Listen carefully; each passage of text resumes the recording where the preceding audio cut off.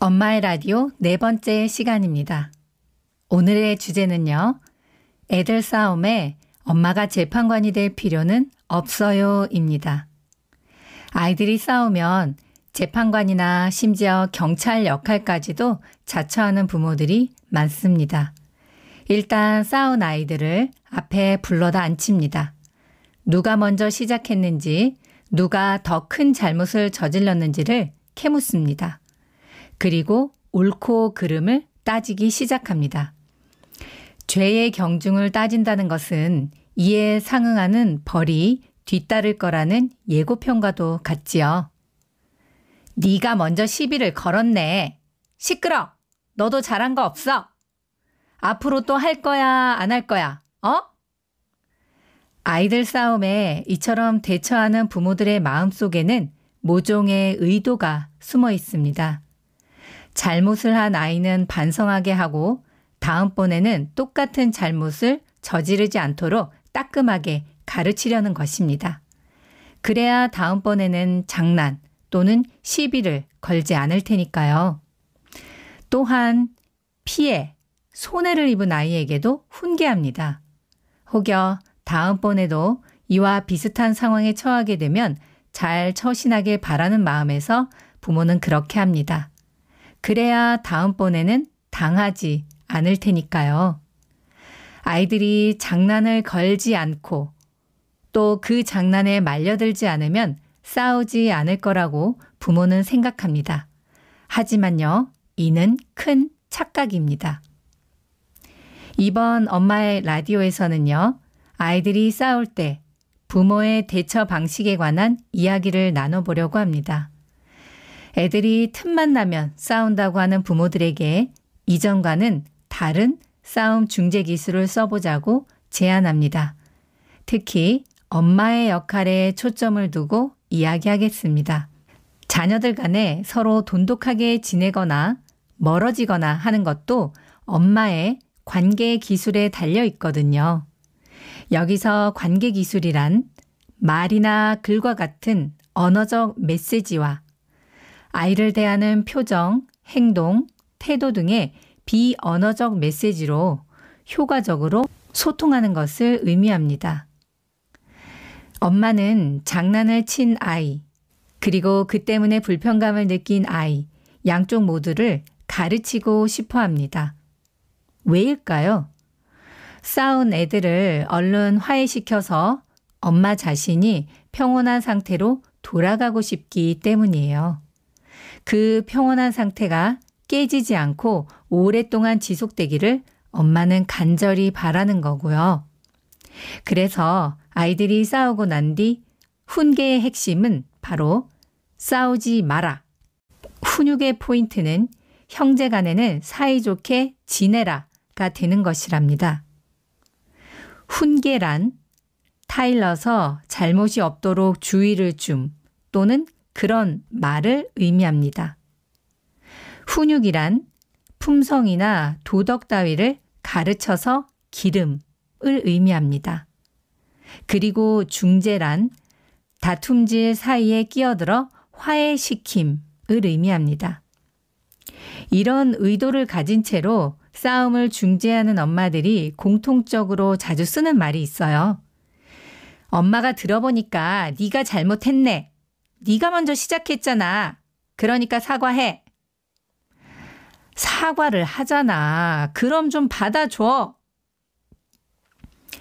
아이별로 하는 말들도 정해져 있어요. 큰아이를 향해서는 네가 형이잖아. 동생한테 양보 좀 해. 베풀어. 라고 하죠. 그리고 작은아이에게는 너는 동생이잖아. 오빠한테 그러면 못 써. 또는 형한테 그러면 못 써. 라고 주의를 줍니다.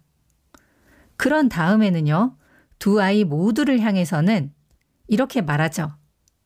형제니까 사이좋게 지내야지. 너네가 싸우면 엄마는 힘들어. 제발 좀 그만들 좀 싸워 하고 못을 박습니다. 사실은요, 이 모든 게 판단이 섞인 말입니다. 아이의 입장은, 아이의 마음은 그 어디에도 반영이 되어 있지 않습니다. 결론부터 말하자면 이렇게 말하는 엄마들은 아이들에게서 점차 멀어지는 중이랍니다. 훈육과 훈계는 형제간에 우애 있게 잘 지내길 바라는 마음으로 엄마는 하는 거겠지만요. 흥분이 가라앉지 않은 채로 불려온 두 아이들의 귀에는 엄마의 판단이나 충고, 조언의 말씀은 들리지도 않아요. 이성적이고 논리적인 가르침은요, 마음이 평온할 때 해야 가장 효과적으로 전달되거든요. 아이뿐만 아니라 인간의 뇌는요, 특성상 감정적으로 불편할 때, 스트레스 상황에서는 이성의 뇌가 올바로 작동하지 않습니다. 특히 스트레스 상황에서는요, 생존 모드가 켜지기 때문에 그렇습니다. 이럴 때는 엄마의 장황한 훈화 말씀에 아이들은 오직 한 가지 생각만 할 뿐이랍니다. 아무리 내가 억울하고 속상해도 엄마는 내 마음을 알아주지 않아. 맨날 나만 잘못했다고 그래. 나더러도 잘하래. 그러면서 아이는 나름의 결론에 도달합니다. 그래, 엄마는 나만 미워해. 엄마는 날 안 좋아해. 엄마는 땡땡이만 좋아해. 이런 생각이 확고해진 아이들이 평소에 자꾸만 엄마랑 아빠한테 이렇게 묻는 거거든요. 엄마, 내가 이뻐? 땡땡이가 더 예뻐? 엄마는 내가 더 좋아? 땡땡이가 더 좋아? 엄마 미워. 엄마 싫다고. 저리 가. 아이는 이처럼 엄마에게 마음의 담을 점차 높이 세웁니다. 그리고 내가 아닌 동생 또는 형을 더 두둔하는 엄마도 밉고 그 형제 당사자도 미워요. 이런 불만이 마음 저 밑바닥에 차곡차곡 쌓이고 있는데 형제 간에 안 싸울 수가 있나요? 그럴 리가 없죠. 아이는 이렇듯 단순하고 명확합니다. 날 좀 바라봐줘요 하면서 우는 거고, 내 말을 좀 들어줘요 하고 소리를 지르는 거고, 내 마음을 알아주세요 하면서 화를 내는 거거든요.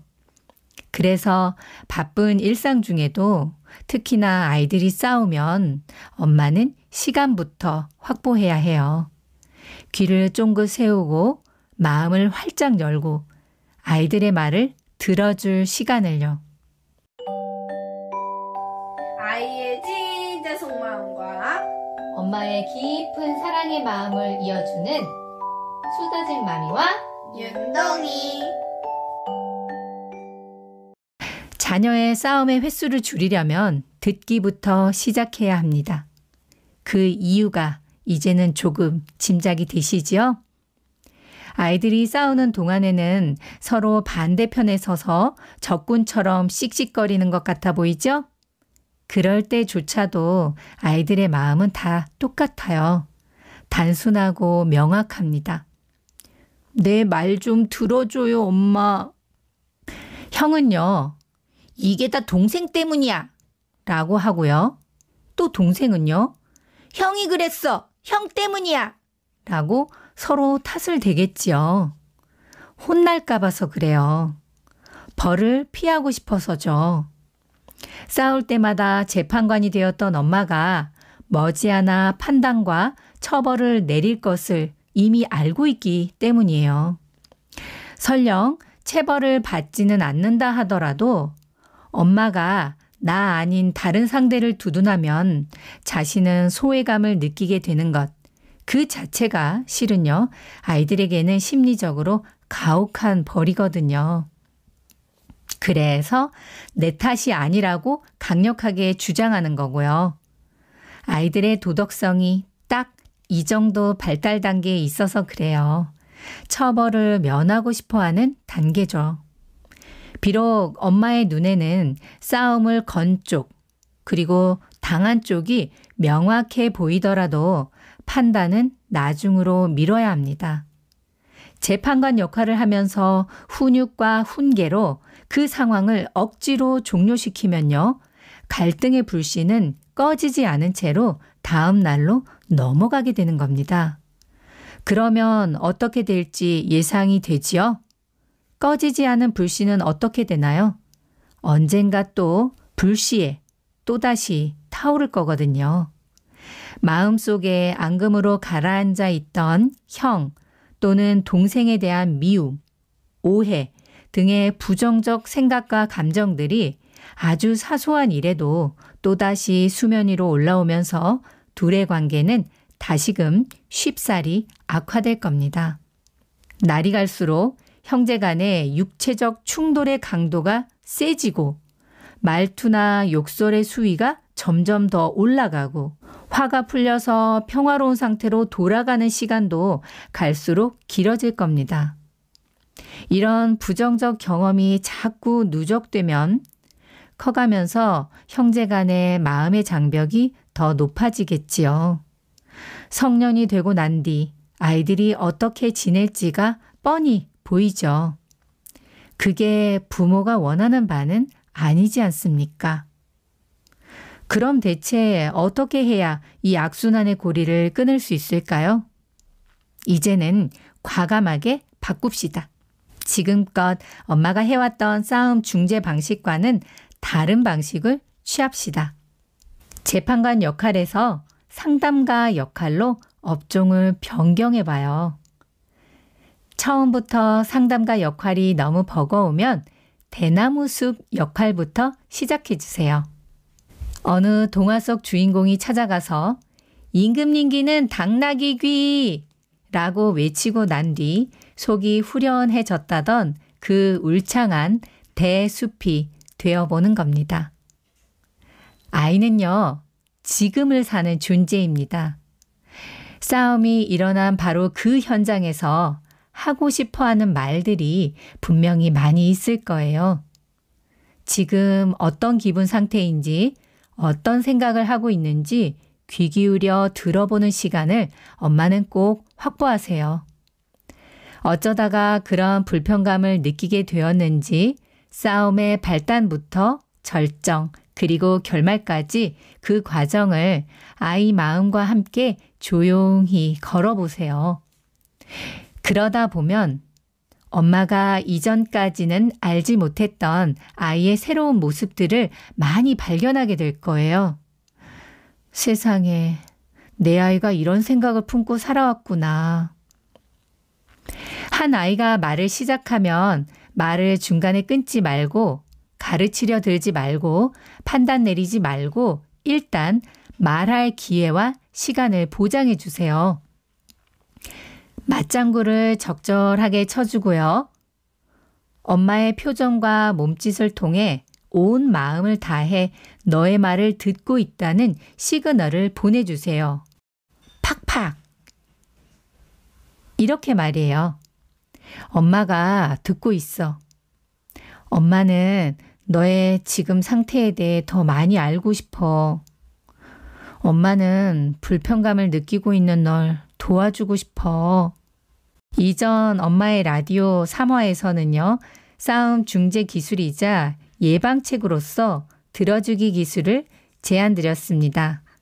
꼭 다시 들어보시길 바래요. 엄마는요. 판단을 유보한 채로 침묵해서 아이의 말을 듣습니다. 그리고 말문 열기 기술을 사용하면서 아이들 각각의 입장을 들어보세요. 그러는 와중에 아이들의 감정의 수위가 차차 낮아지는 게 엄마에게는 감지될 겁니다. 단, 엄마가 흥분하지 않는다는 전제 하에서 말이죠.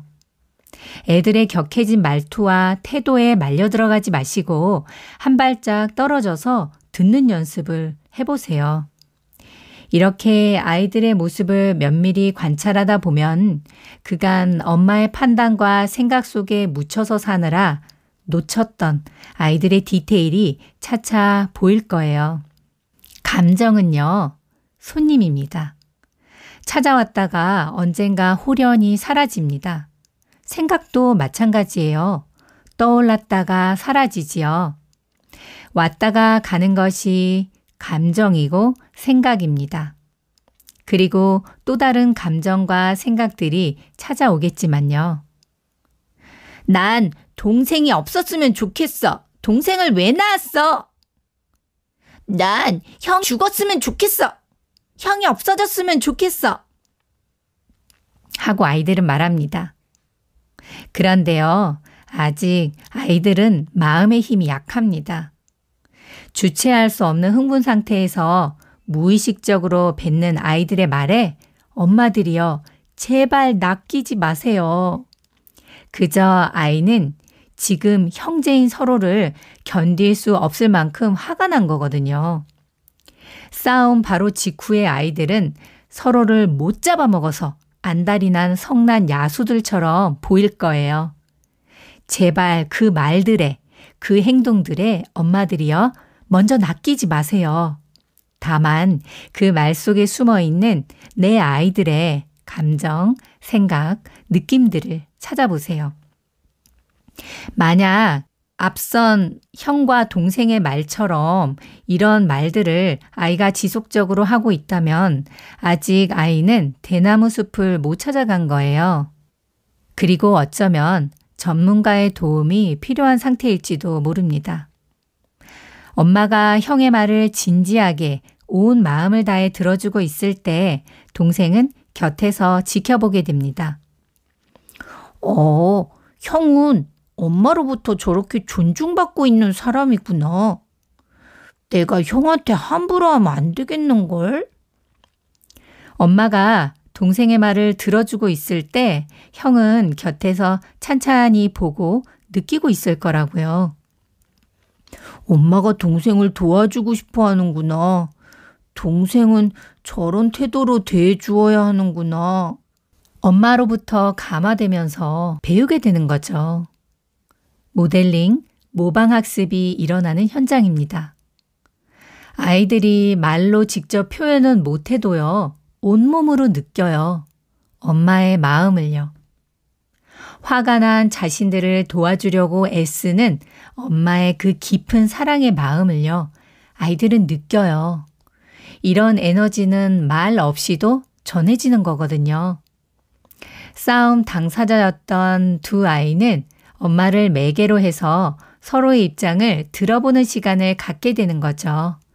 미처 헤아리지 못했던 형, 그리고 동생의 생각과 느낌을 엄마를 포함한 세 사람이 동시에 알게 되는 시간이 되는 거고요.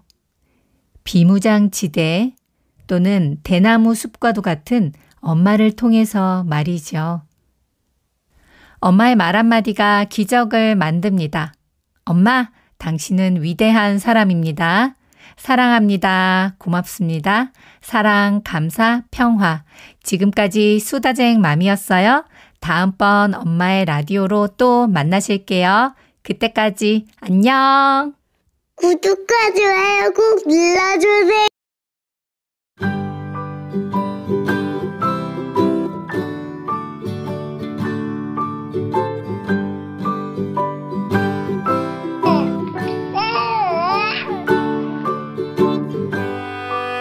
또 이런 보고 있다 입덕 벌리고 이거 좀 봐. 해줄까?